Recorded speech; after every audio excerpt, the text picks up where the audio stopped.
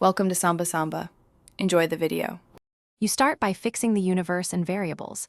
Define the range, units, and whether inputs are readings or labels. Once done, select candidate membership shapes: triangular for simplicity, trapezoid for plateaus, Gaussian for smoothness, and record their parameters: peaks, bases, sigma.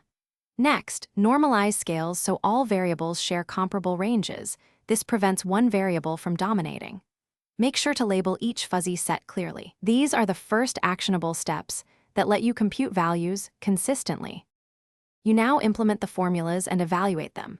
For a triangular mu, x, use linear slopes between base and peak. Trapezoid uses flat top values. Gaussian uses exp, x mu 2 / 2 sigma 2.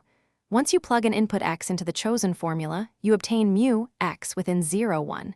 If you have many inputs, vectorize the computation or batch process to save time.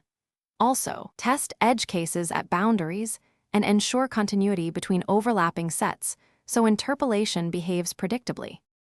You finish by aggregating rule outputs and turning fuzzy results into crisp answers. Use max or probabilistic sum for rule aggregation depending on your logic.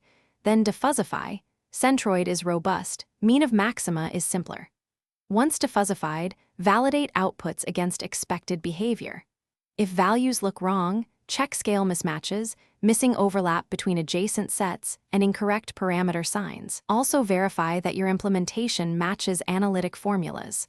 One key troubleshooting tip.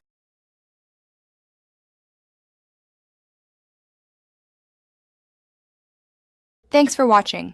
Consider subscribing if we helped you.